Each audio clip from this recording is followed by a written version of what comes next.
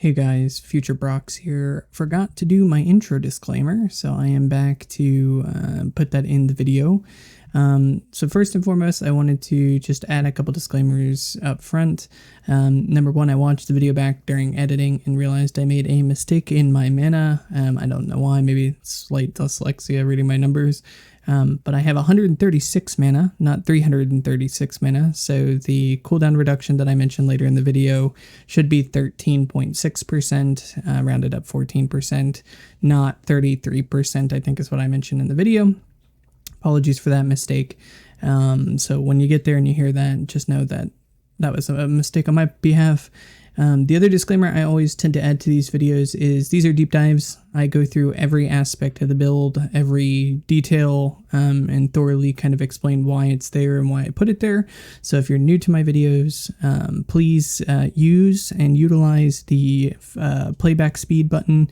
I talk in a very monotone kind of cadence, which allows for 1.5 or even 1.75 times speed to sound perfectly normal.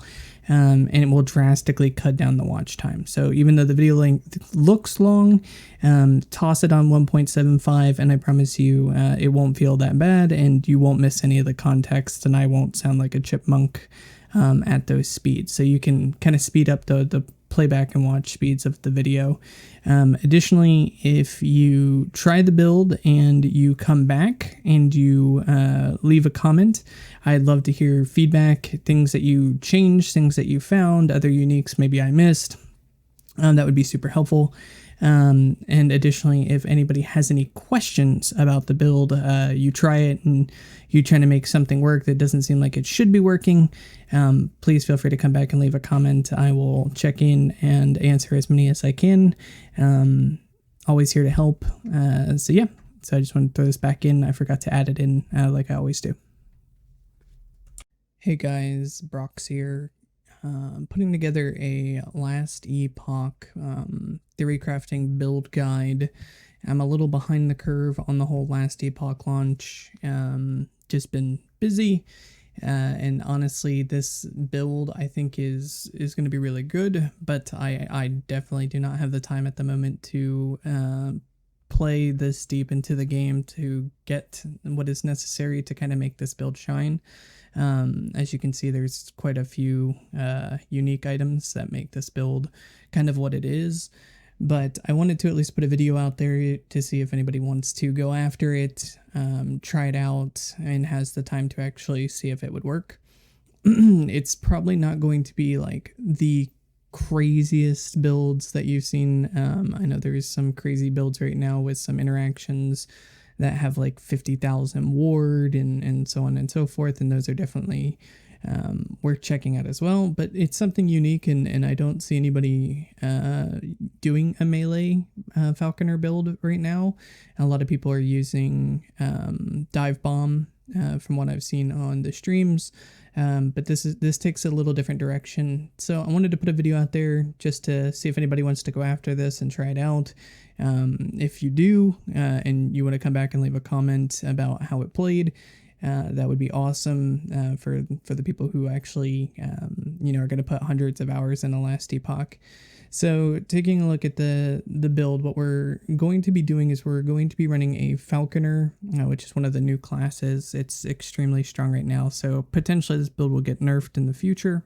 But what we're going to be doing with the Falconer is basically trying to stack a lot of bleed.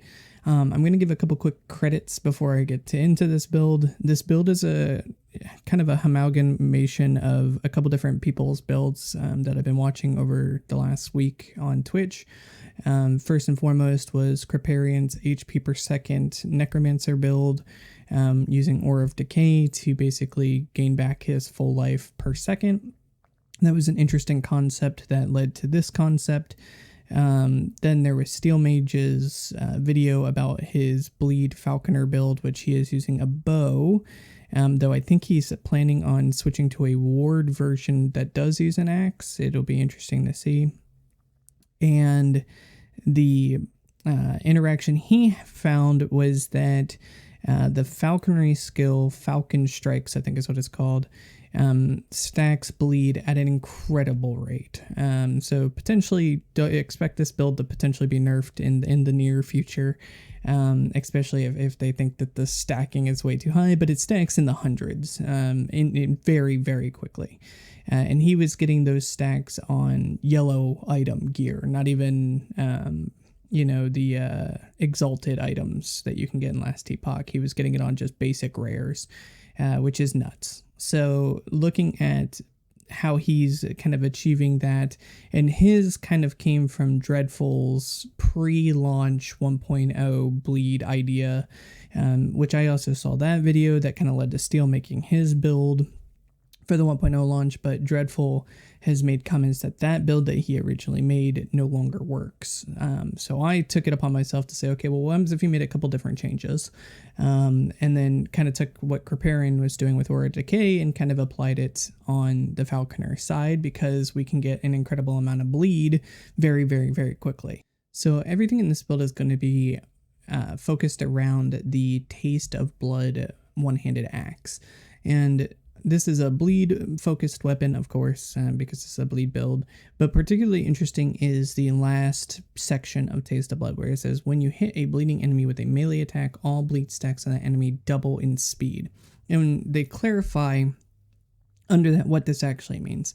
So basically, when the bleed stack speed is double, its duration is cut in half.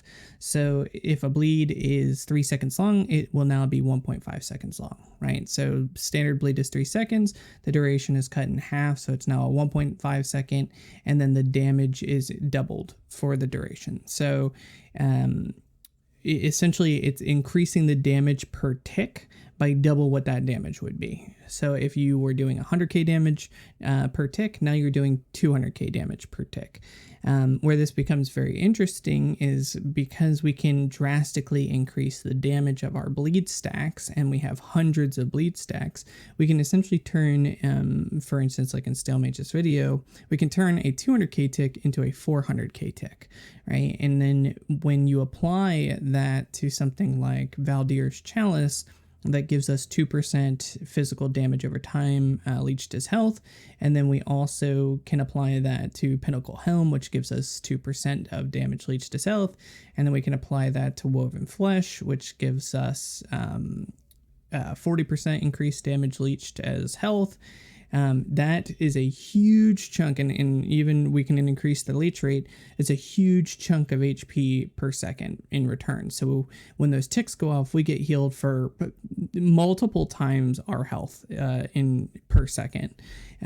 So basically, if you are not getting one shot, your health is instantly replenishing per second to full. So this is kind of, again, looking at Kripparrian's Necromancer build that uses Aura Decay in the same way, where he's getting 100% of his life back per second.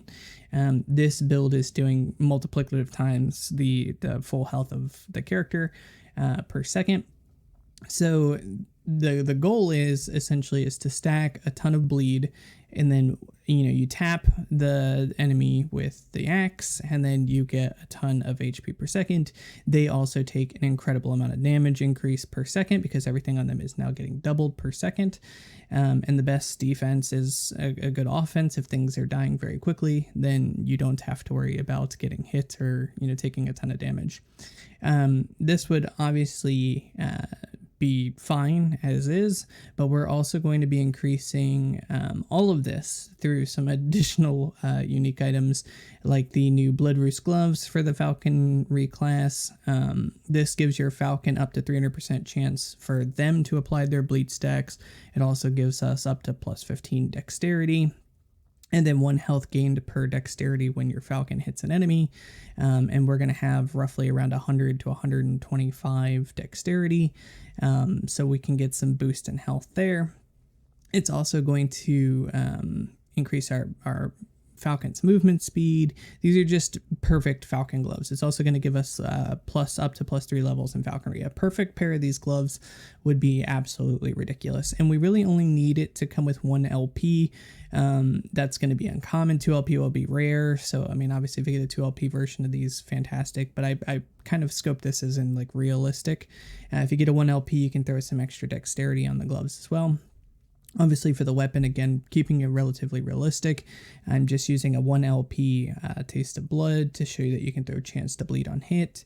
The other cool part about this build is you don't have to worry about crit chance at all. So crit chance, crit multi doesn't matter in this build. We're purely looking at damage over time, and being able to stack bleed and then basically cleave that bleed to call the enemy as quick as possible.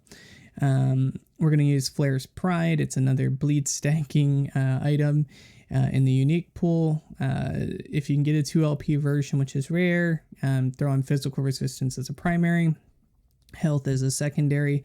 If you only had a 1 LP version, throw on physical res. It's just going to help keep everything capped off as you go higher in the corruption levels. We're also going to grab a Thorn Slinger. Again, relatively common, so you can get a 1 LP or a 2 LP. If you get a 1 LP, throw on percent health. If you get a 2 LP, throw on percent health and then hybrid health to get your health up.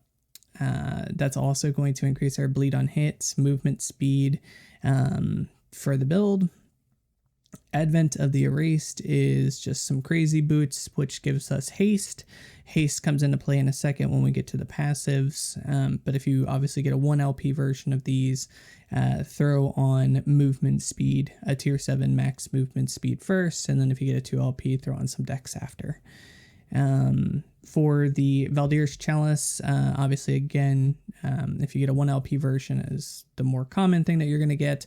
Throw on max endurance. If you can get a max T7 endurance, throw that on so that you can increase your endurance threshold.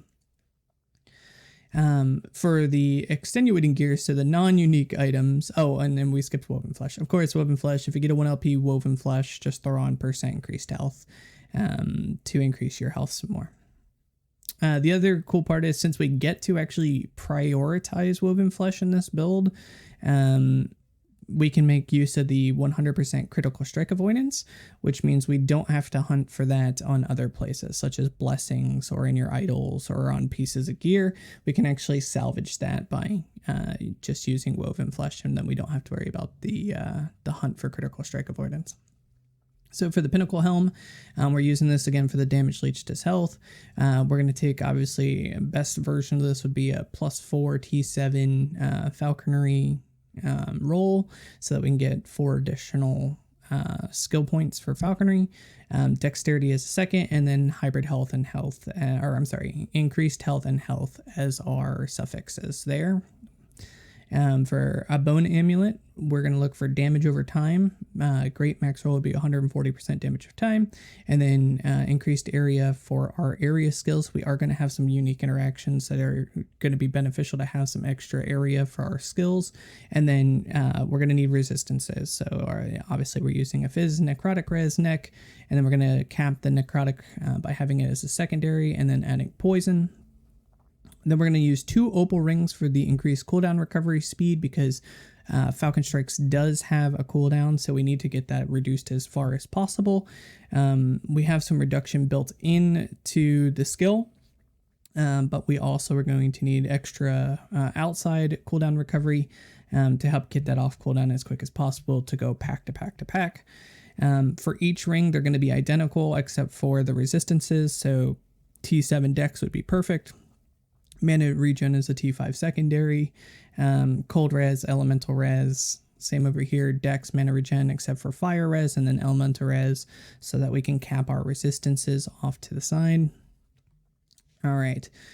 Jumping over to idols. For the 2 stacked idols, we're going to use increased health. So that's going to be for all of them. So increased health. For the large shadow idols, we're going to do increased health elemental res. Again, because the way this planner shows this, it shows everything at max. The realisticness of you getting everything at max is very unlikely. So if we use average, using one of these idols will help actually average out and keep you res capped all the way through. The only res that will struggle is void res by 10%, but it should be fine. If you manage to get super, super lucky, which we'll get to in a second with blessings, you won't have to worry about void res being an issue. It'll be capped as well, unless you get like a high corruption resistance reduction on void or something like that. That would obviously not be good. For the other large idols, for whatever reason, this build planner did not have health for these idols, but I've seen on other planners that they do show health. If they are health still in 1.0, then obviously you would get percent health, that it would look very much exactly like the smaller version, so increased health percent and then health on the bottom. If they don't exist anymore and they were removed in 1.0, then increased health, increased physical damage over time, because bleed is physical damage over time. It will increase all your damage. So for these three, there will be increased damage. And then for the fourth one, you'll just have elemental resistances to hit your caps. Blessings, obviously these are blank because these are generally always like extra rolls on like unique items or amulets or set pieces, so we really only care about the ones that are going to be blessings towards benefits to our character. That's why some of them are blank, but you'll eventually get those filled in as you play the game. They just don't have an impact on your character statistics. So here is what I meant by, if you get lucky, you get max roll void res on your Grand Echo Solarum. If you get 75%, then you're golden because it'll cover your void res cap. Same with lightning res here. Obviously, if you can roll this to max, then you get max lightning res. Then we're going to take chance to bleed on hits, increased armor, and then increased armor. I had put some consideration, I believe it was in here, for block chance and block effectiveness, but I don't think it's going to be necessary with how much glancing blow we have, but I'll talk about this in just a second. So that's going to be your blessings. All right, jumping into skills. So this is going to be a puncture-based build, because we are using a melee weapon. Puncture has a fantastic passive in here called Bloodthirst, and what it does is allows you to have multiple stacks which increase your bleed chance on your character. So you melee strike, and then you can melee strike with this extra node up to 6 times. So then you would do 6 times 60% bleed chance. So it massively helps, as you're hitting the enemy, build bleed stacks, but your Falcon's going to do a lot of the heavy lifting. This is just secondary benefits as you're, cleaving and meleeing the mobs. Additional bleed chance. And then you gain frenzy when you at least hit one enemy. We also get mana return because we are going to be using a mana-based skill, so this will help us retrieve our mana back. And then a little bit of poison chance, but we're doing the poison chance so that we can get efficacious toxin. Hopefully I'm saying that right. And what that is doing is it's increasing our damage over time by plus 50%. So that's just going to make our bleeds tick for more damage. Again, the more they tick for, the more HP per second we get back. Then we're going to be using net. Again, I haven't used this in practice, so if people out there who try this, please report back how this feels. But essentially there's no cooldown on this. It just has a mana cost of 6. This is where the mana cost is going to come in. And then we're going to increase its bleed chance by 200%, give it a wider area and make it not dodgeable so that it always hits. Then we're going to have it deal physical damage over time, and then additional bleed stacks per second for anything that's stuck or gets hit by the net. Damage increase and bleed duration increase. And then as the det deals damage, it'll increase your dodge rating by 1%. So per 100 dodge rating, you'll get 1% more damage. So we're going to have a bit of dodge rating. It's just a nice little extra little tick of damage. We're going to make it so you no longer flip away from the net. You can actually just throw it down and you shouldn't move. So you have a little bit more control of your character. Net throws up to 6 nets. So this just gives us more nets. And then here, all the nets are going to use puncture. Now, there's been some reports that this is not super great because it's not going to apply Bloodthirst or Mind Piercer, supposedly. And if that is the case, that's fine because it's still just doing a ton of extra damage since we're actually, applying bleed stacks, right? So it's just another way to apply bleed stacks. built into net. So there's a couple different areas where net's going to be applying those bleed stacks. We're about to get to another one. It's just adding more, and that's all that really matters. We want just a ton of bleed stacks. This is just another means to get a little bit more bleed. We're also going to be dropping caltrops. Caltrops are little things that drop on the ground. And if you look at the tooltip here, you'll see that caltrops hits once per target, but it can multiple stacks of caltrops on top of each other can hit targets multiple times. So if a target's standing in caltrops, they're not taking damage per second, or they're not getting stacks per second of bleed. They just take that one initial bleed. But if you drop multiple caltrops on top of them, they will take additional stacks. We're going to get to that in just a second. This has a 100% chance to apply slow and bleed to the target. So again, just another way to 100% add bleed stacks to the enemy. We're going to increase the caltrop area. And then if the net hits an enemy, you now also throw caltrops at the target location where the net hits. So it's just, again, another stack of bleed that will go down. So this node should, again, theoretically be nulled by this node over here. If that is the case, you still shouldn't move taking Agile Hunter, because this node should make it so that you don't move at all. But we're moving over so that we can get this node, which when directly using a net, you now throw a smoke bomb after jumping. Again, assuming that this node nullifies your jump, you should just throw a smoke bomb every time you throw a net. So throwing a net does 4 different things in one skill. 1, it nets the target, which immobilizes them. For bosses, it slows them.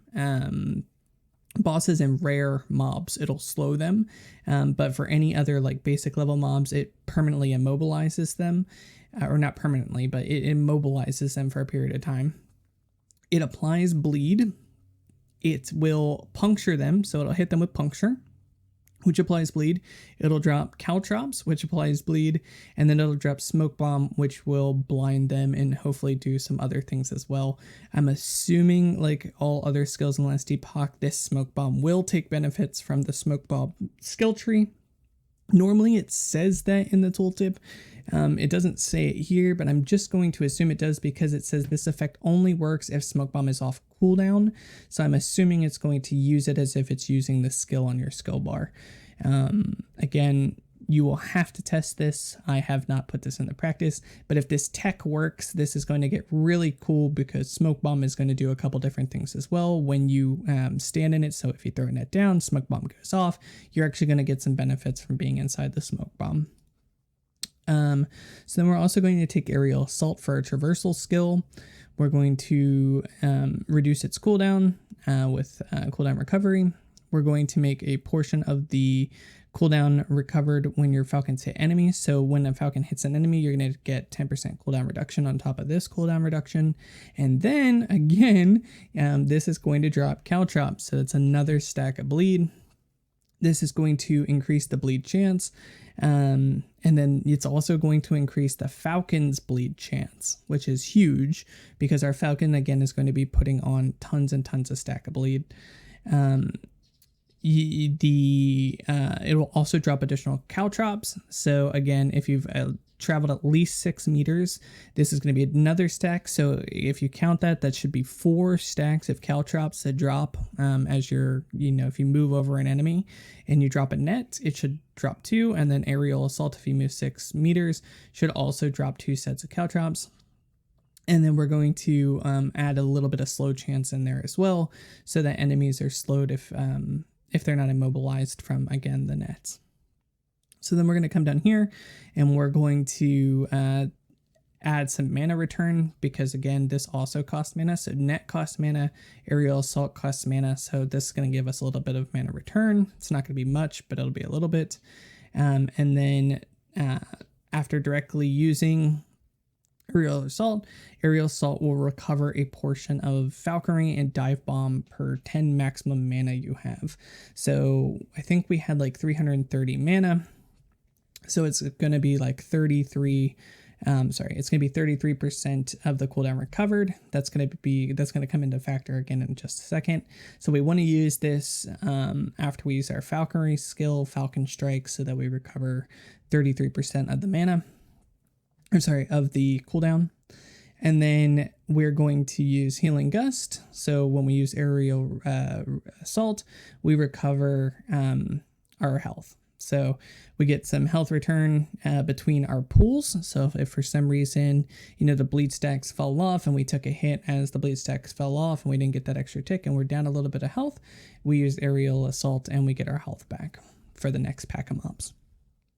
All right, welcome to the craziness. So we're digging a ton of stuff in the Falconry because we have 27 points built into this build. For Falconry, if you have perfect gear, perfect rolls, you should have from the unique items, there's like +3. Again, from the helmet, there's +4. And then there's, I think on the weapon, there's like +1 all skills. So you're going to have a ton of Falconry skills. Going from the top down, we're going to take... Well, we'll work up to the top and then we'll go down. We're going to take Falconer's Mark. Whenever the Falcon hits an enemy, we're going to, with Falcon Strikes, which is the skill. So this may be a little confusing. So Falconry is your Falcon itself. When it's summoned, it's like a minion. So you summon it and then the skill on your bar will turn into its combo skill, which is Falcon Strikes. So when I say Falcon Strikes, what I'm applying to is once the Falcon is summoned, this will be what is on your bar, which is Falcon Strikes, which is a rapid strike attack. It costs a ton of mana. And that mana cost is really what is going to kind of control this build.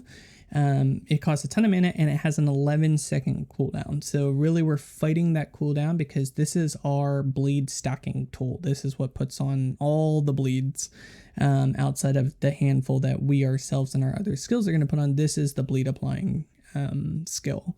So everything when we're talking about Falcon Strikes, we're talking about this skill right here. So when you see in the tooltip here, so when we hit an enemy with that Falcon Strike, it marks them. Your next hit on the marked target will deal more damage and consumes the mark. Really doesn't matter. Our damage is coming from bleed. Direct damage, really, we're not scaling in this build. When you consume Falcon's Mark, you gain Falcon's Wake buff for a short duration. This buff grants increased movement speed, attack, and cast speed. That is important because, again, we're melee, so increased attack speed is very important. The buff will last for 3 seconds. We get to move faster and we get to hit faster, so a fantastic skill. Or passive. Consuming a Falconer's Mark instantly recovers Falcon Strike's cooldown, but it now costs additional mana. So this is, again, going back to the point, what we want to do is we want to hit a mob after we apply this. This is only going to work on mobs that don't instantly die during Falcon Strike. So hopefully if you find a beefy mob that somehow survives and you have a chance to hit it before it dies, it will recover the cooldown of Falcon Strike so that you can move very quickly mob to mob. But you'll see it increases the mana by +35, which is a huge amount of mana. So just take that factored in. We're also going to take Falcon Strikes hit additional times. This is where, again, a lot of that extra bleed stacking is coming from because the Falcon is going to hit multiple times. It also increases the Falcon's attack speed. We're also going to take when your Falcon kills an enemy or hits a boss or rare enemy, so as it's hitting it with Falcon Strikes over and over again because it's multiple hits, then you get a health return and a mana return. So this is huge. Falcon Strikes instantly kills or calls enemy at a certain HP percentage. This is great because if any mob, I do believe this applies to bosses as well, gets to 16% and you hit it with Falcon Strikes again, it instantly dies. This cuts down the HP pool of basically everything in the game by 16%. And then if Falcon Strikes kills an enemy, it will hit at an additional time. Additionally, when Falcon Strikes hits a boss or a rare enemy, it has a chance to hit an additional time. So again, just more attacks means more additional hits, more bleed stacks. So then we come down here to the bottom. Falcons deal more global damage per character level and per point in dexterity, and that's 1%. We're going to have 120 roughly dexterity on the build at max. So that's 120% multiplicative damage. So that is huge. That's a ton of damage. Your Falcon deals more global damage. This effect is tripled with Falcon Strikes. Again, we're using Falcon Strikes as a primary ability. But we're really coming down here to grab this node, which is it prioritizes close to the recent target. So it's not going all over the place. It's more controlled to a defined area. We don't want the Falcon off, uncontrollable off over somewhere it shouldn't be. When you directly use a melee, throwing, or bow attack, so we're a melee build, so this will apply to us, and hit at least one enemy, you reduce a portion of Falcon Strike's remaining cooldown by 15%. So this is what I was talking about with the other skill, reducing it by a percentage as well. I think it was like 10%. We're going to hit an enemy with our melee attack. That's going to reduce it by 15%. And everything is basically trying to get that 11-second cooldown down to, just a couple of seconds. We want it timed between our bleed stacks because we really don't want to lose our HP per second. So the faster Falcon Strikes can come off cooldown and keep the bleed stacks on, the better it is for our survivability. So then we're going to take Falcon Screech. Just 1 point, and this is when you use Falcon Strikes. It's going to apply 1 stack of slow and 1 stack of frailty on hit. Frailty just reduces the damage that enemies do by, I think it's 6%. Yeah, 6% less damage. Then we're going to come over here, and we're going to take a Trained to Hunt. A portion of the highest of your global increased melee damage, throwing damage, and increased bow damage now apply to all your Falcon's damage. Again, this is direct damage, so this node is pretty useless. We're just using it to get to this node over here. Your Falcon now uses Feather Knives at nearby enemies. This effect is a 10-second cooldown. There's a single Feather Knife to consume Falconer's Mark, which is the mark up here. So it's a great way to, again, kind of trigger all the buffs that we just talked about. But really, we're trying to get to Rending Talons. A portion of your chance to bleed, poison, shred, armor, shred resistances, and slow on hit is now also applied to your Falcon's hit, and that's at 200%. So you see that bleed is in there. We're just making it so our Falcon's hits have a massive chance to apply bleed, making our Falcon a bleed applying machine, which is the point of the build. Okay, and that's going to bring us to Smoke Bomb. And Smoke Bomb is really cool because if the tech here works, it's going to be incredible. So what we're taking in Smoke Bomb, and the reason we're taking Smoke Bomb is to combo with Net if it works correctly. So the first net we're taking is Thick Smoke, which is going to apply a slow stack when it triggers on enemies, and then we're going to also apply +4 stacks of armor shred to any enemies hit by the smoke bomb, which should be the enemies should be immobilized inside the smoke bomb when they get hit by the net because it's spawning with the net. So the point is the net is basically doing, by triggering smoke bomb, is triggering all these extra effects. So in this, enemies that are immobilized inside of it should also take armor shred, and then the armor shred frequency and the slow frequency that they take this is increased with this node. Then we're going to come over here and we're going to take Shrouded in Darkness. You are granted a stack of Dust Shroud each second for 2 seconds while you are in the smoke cloud, granting you Glancing Blow chance and dodge rating. This effect can stack. So Glancing Blow is a 35% damage reduction, which we're going to get to. It's a big part of this build. And then obviously dodge rating is beneficial, and then the buff duration is 2 seconds long. And that is, again, while you're inside the cloud for 2 seconds. So as you're moving through, if for whatever reason you're fighting a particularly dangerous boss and you stay inside the smoke cloud, you should be granted these benefits. And then the smoke cloud grants stacks of Dust Shroud more frequently. So a 75% increase. So it's what is that, 1.25 seconds instead of 2, I believe it should be, for the time to get the benefits from the node. So then down here, we're going to put 2 points in Generosity to increase the area of the smoke cloud. and then we're going to take Concealed and Carnage. Now this gives us a Crimson Shroud stack. It does stack up to 3 times, and that is going to give us bleed chance per Crimson Shroud is 50%. It gives us 5% damage reduction over time per Shroud stack, so up to negative 15% damage over time reduction.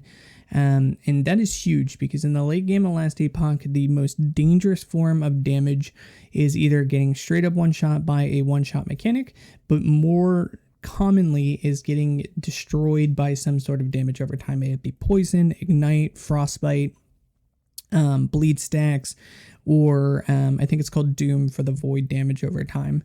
Those are extremely dangerous. If you saw Quinn's... what was he playing? He was playing the Forge Guard death. He died to just 18 stacks of poison damage ripped right through his character. And he didn't even realize what happened. And it was normal mobs. It wasn't like a boss hit him or he wasn't standing in something in a boss fight. He literally got tapped by like 15 scorpions. And that was like normal ground level scorpions, not even the big ones, just the normal small ones. Whipped his character in seconds. It just wiped him out. So damage over time reduction is extremely valuable in high corruption and in the late game of Last Epoch. So picking up ways to reduce that damage is massive for our defenses. There's also going to be many more versions of Crimson Shroud that we're going to be grabbing from other places that we'll go through in just a second. And here's the tech. Now, again, I haven't built this. I'm only doing this as paper theory, so I'm not entirely sure if this is going to work the way I think it should work. But by all means, if someone tests this and tries it, essentially, because we are removing the backflip from net here, and we're triggering Smoke Bomb here, if it is using the actual Smoke Bomb skill, since it's requiring it to be off cooldown, we aren't doing the movement portion in net, you should be able to theoretically backflip when the smoke bomb goes off because you're not doing it with a net. And in this case, that is making you immune to damage. If it works that way, fantastic, because that's going to make that's going to give us a form of immunity, which is super helpful in things like Lagan fight, which kills tons of people, and you need to be able to backflip through the beam, for instance. This would give you immunity during that movement. What's interesting here is it does not turn Smoke Bomb into a traversal skill. So it should not overlap the cooldown with Aerial Assault because it does not get converted into traversal. I believe only when it gets converted to traversal do the cooldowns overlap, and that does not happen in this node. It happens in this node. So from testing, you shouldn't have Aerial Assault go on cooldown if this node triggers when you trigger net. So again, lots of testing to see if this little tech works the way I think it will. If it does, incredible. It makes this whole build just super, super tanky, having a pure immunity built into it. Then we're going to apply Frailty on hit for anything inside, which again, another 6% damage reduction enemies inside. And we do that so that we can also grab Silver Shroud on top of Dust Shroud. And this grants us a stack of Silver Shroud, which is going to make us basically fully immune to the next attack as well. So once we land and the immunity comes off, we will still have stacks of Silver Shroud. And those stacks, and that stack of Silver Shroud makes the next hit on us do 0 damage. We will completely dodge the damage and we gain ward on hit. So this is a great way to, again, have basically double immunity. So if you backflip out of something dangerous into something else dangerous, for instance, in this circumstance is the necrotic guys who have all the rocks that float around them, and they throw big rocks at the ground that do huge amounts of damage. If, for instance, you backflipped out of one only to land in the circle for another, and you realize you don't have a movement skill out, this would give you a Silver Shroud stack, which makes you dodge that hit, so you don't immediately just get nuked into oblivion. And then using this also would cleanse our ailments. So the tech here is a lot of defense. Once you throw the net and the smoke bomb goes off, if the backflip works, you should be immune during the backflip. You should be immune to the next attack once you land a backflip. And if you had any ailments on you, you should be cleansed of those ailments every time you throw a net. So should be incredible. Tons of you should be basically immune to damage most times on top of the incredible HP per second that you're going to have. And that's not even getting to our other ways that we're going to have defenses built into the build. So then let's jump to our passives. So we are going to do a Falconer as our primary class, but in the standard rogue tree, we are going to take Steady Hand for the +8 dexterity and the +40 health. We're also going to take 8 in Guile for the dodge rating and the +40% to poison resistance. We're going to take 5 into Evasion, and that's going to allow us to take less damage while we're moving. And then it's going to increase our dodge rating by a multiplicative %. And then we're going to put 1 point into Agility so that we gain haste for 1 second on hit. So this is just another way to gain haste, and we're going to get to why that's important in just a second. And then we're going to put 5 points into dodge and parry. You have an additional dodge rating and a chance to receive a glancing blow when hit. So this increases our glancing blow chance by 15%.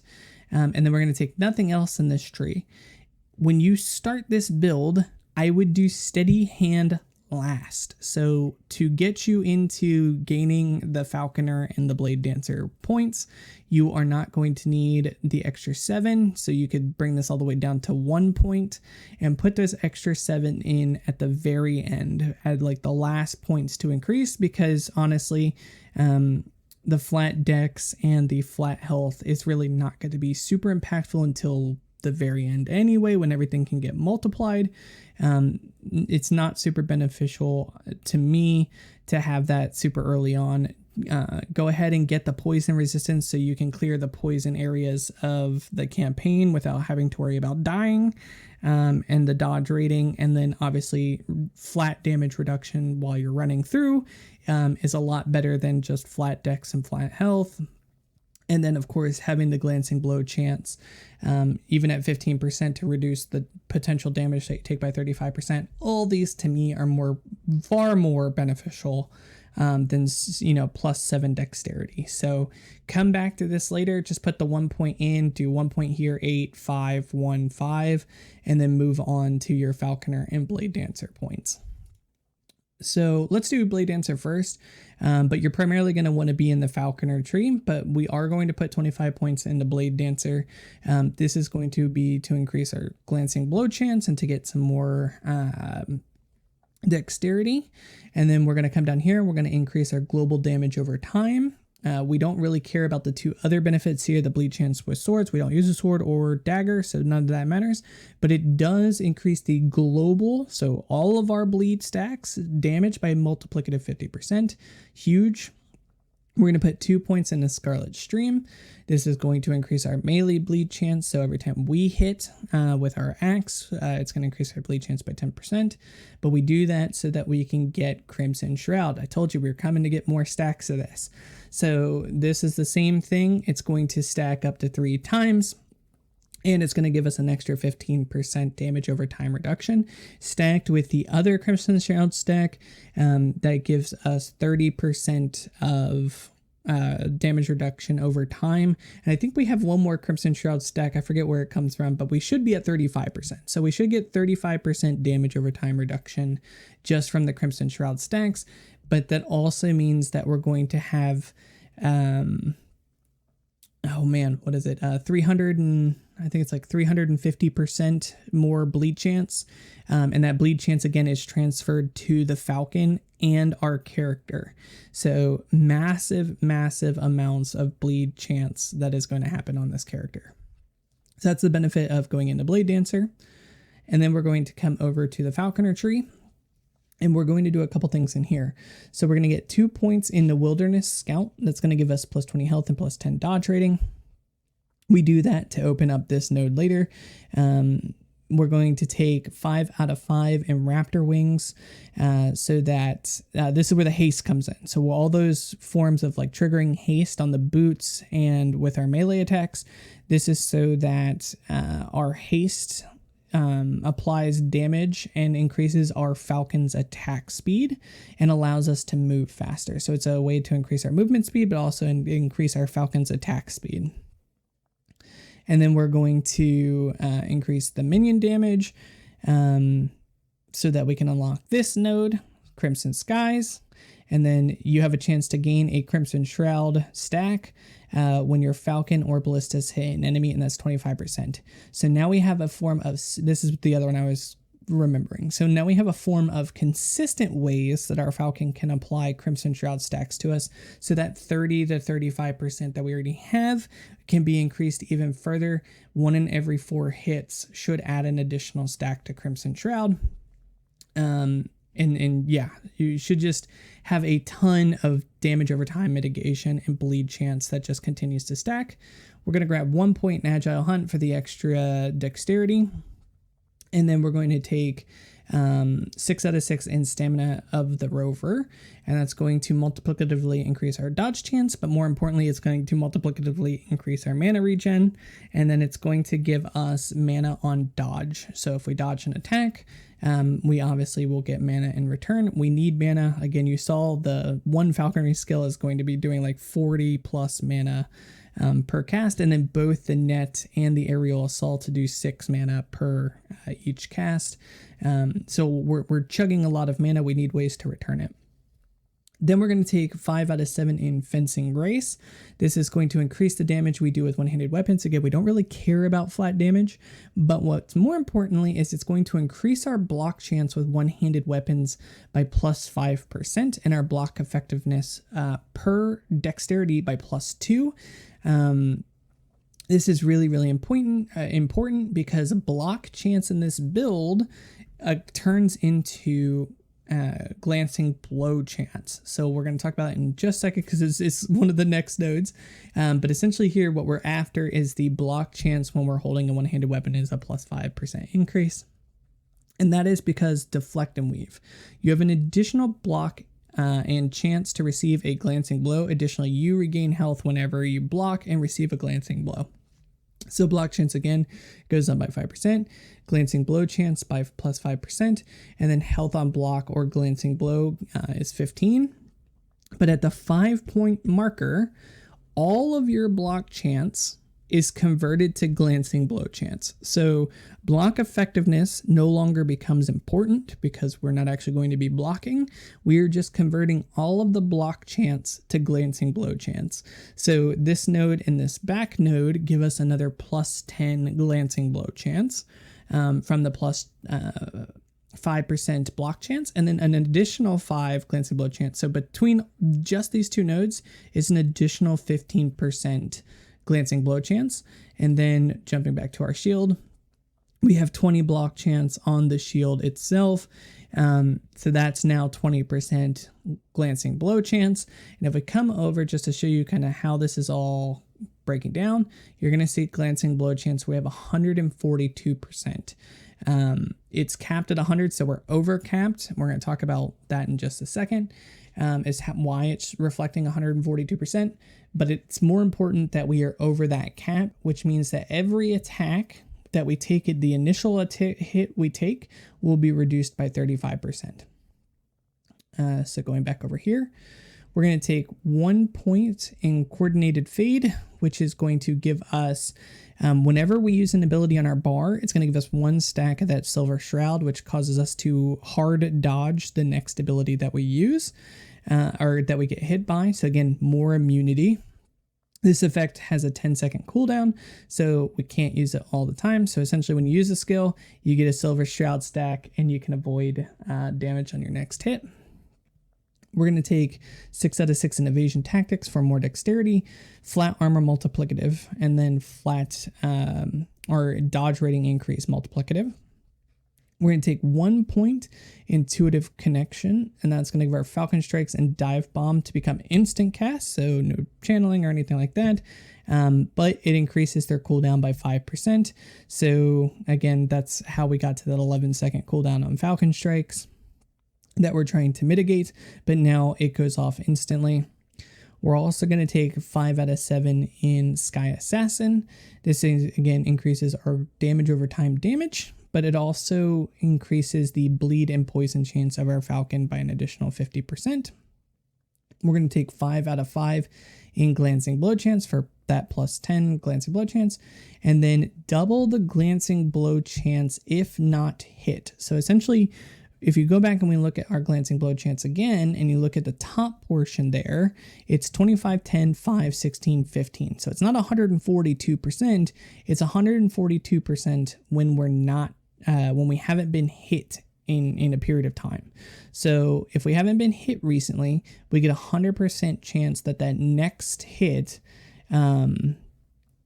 is blocked, because doubling the number that we've created will get us to that 142%. So it's 71. So our 71% Glancing Blow chance becomes 142%, making it a hard block. So, you know, it's kind of like having, where is that? It's kind of like having a Silver Shroud stack. So our next hit is going to have some damage reduction on it that gets through. So Silver Shroud should proc, hard block an attack. The next attack should have 35% damage reduction. Then we're going to have Stymphalian Feathers. You have additional armor per point of dexterity. So again, with the 120-ish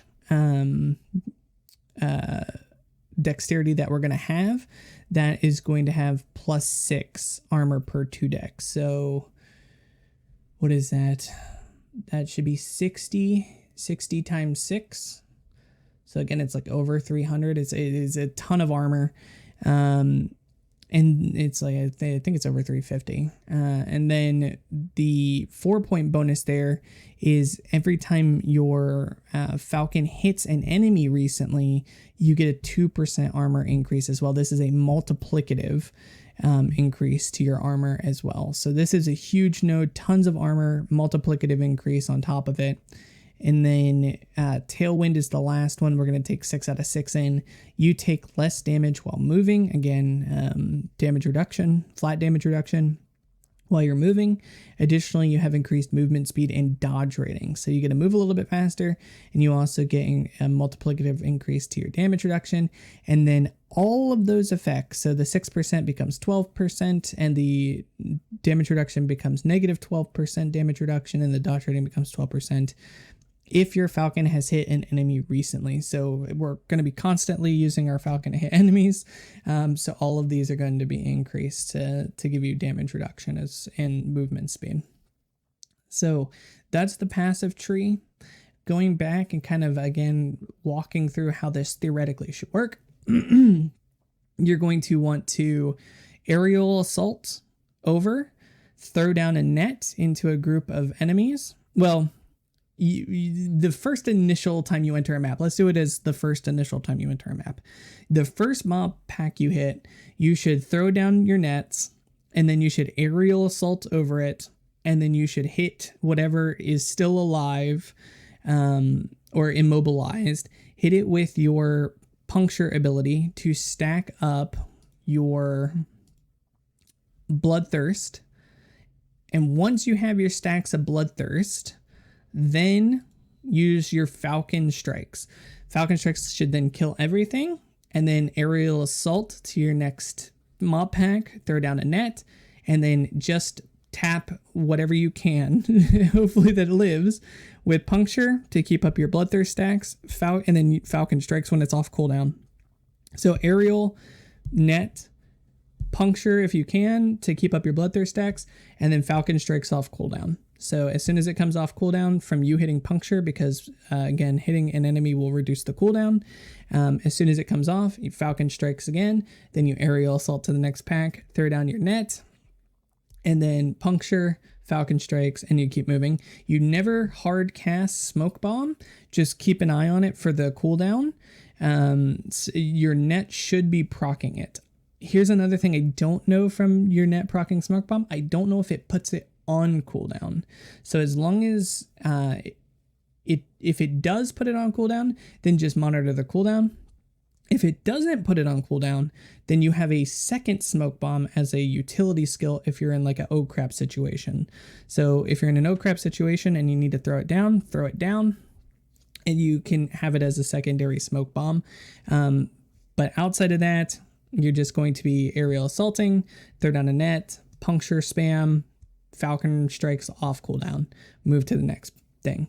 On a boss, it should be the same thing. You're just going to throw down a bunch of nets, you're going to stack up the bleeds, you're going to aerial assault, you're going to puncture to get your bloodthirst stacks and to trigger the healing, so the healing over time.